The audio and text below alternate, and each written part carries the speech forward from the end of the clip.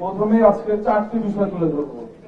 এক, গত কয়েক মাস আগে আপনারা দেখছেন ঢাকা বিশ্ববিদ্যালয়ের একজন নারীকে শ্লীলতাহানি করা হলে অভিযুক্তকে থানায় নিয়ে আটক করা হলে একটি মব তাকে সেই অভিযুক্তকে কিন্তু থানা থেকে ছাড়িয়ে এনেছিল।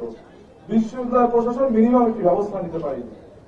গত কয়েকদিন আগে এই নির্বাচন শুরুকালীন সময়ে দেখেছেন যারা অনাবাসিক শিক্ষার্থী তারা যেন ভোট দিতে আগ্রহ হারায়, এই জন্য বলা হয়েছে তারা দীর্ঘদিন ধরে তাদের যে হল কার্ড রিনিউ করে না, সে হল কার্ড রিনিউ করতে হবে।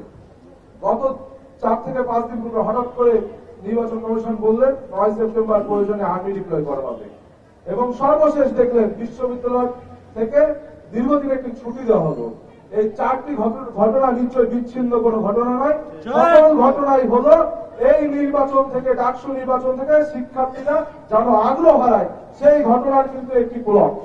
এবং সর্বশেষ তারা যখন এই 4টি ঘটনার পর দেখলো বিশ্ববিদ্যালয়ের শিক্ষার্থী এবং নারী শিক্ষার্থীদেরকে এত ভীত সন্ত্রস্ত করেও তাদের চোখে মুখে এখনো এই নির্বাচনের উৎসব আমেজ বইছে, ঠিক তখনই কিন্তু ইসলাম নামধারী ইসলামের নাম লাগে একটি ছাত্র সংগঠনের এক কর্মী সর্বশেষ তাদের ট্রাম্প কার্ডটি খেললেন।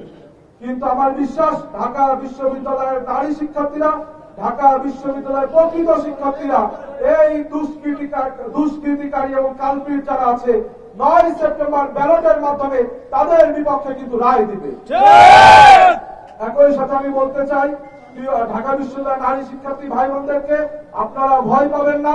আমরা বাংলাদেশ জাতীয়তাবাদী ছাত্র দলের প্রত্যেকটি নেতাকর্মী আপনাদের সাথে আছি।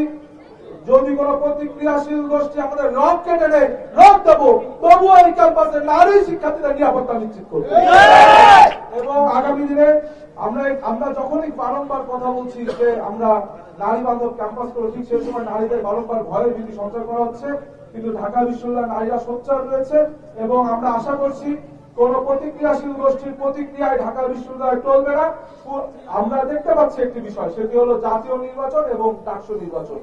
এই প্রশাসন এই ডাকসু নির্বাচনকে প্রলম্বিত করার জন্য বিভিন্ন ফাঁদ করে রেখেছে। জাতীয় নির্বাচনকে যারা বিলম্বিত করবে, ডাকসু নির্বাচনকে যারা বিলম্বিত করতে চাইবে, ঢাকা বিশ্ববিদ্যালয়ের শিক্ষার্থীরা তাদেরকে লাল কার্ড দেখাবে। যথা সময় ডাকসু নির্বাচন 9 সেপ্টেম্বর হতে হবে, জাতীয় নির্বাচন ফেব্রুয়ারিতে হতে হবে, এইটাই আমাদের দাবি। এবং ইনশাআল্লাহ এই যে আলী হোসেন নামক একজন শিক্ষার্থী, তার বিরুদ্ধে ঢাকা বিশ্ববিদ্যালয় প্রশাসন ঘটনার প্রায় 24 ঘন্টা পার হতে চলেছে, এখনো কোনো ব্যবস্থা নেয়নি। আমরা এই মাজা ভাঙা প্রশাসনকে বলি, মাজা শক্ত করে দাঁড়ান, নিজেদের দায়িত্ববোধ পালন করুন, আর দায়িত্ব পালন করতে ব্যর্থ হলে ব্যর্থতা স্বীকার করে নতুন কাউকে দায়িত্ব দিন। সবাইকে ধন্যবাদ। আসসালামু আলাইকুম।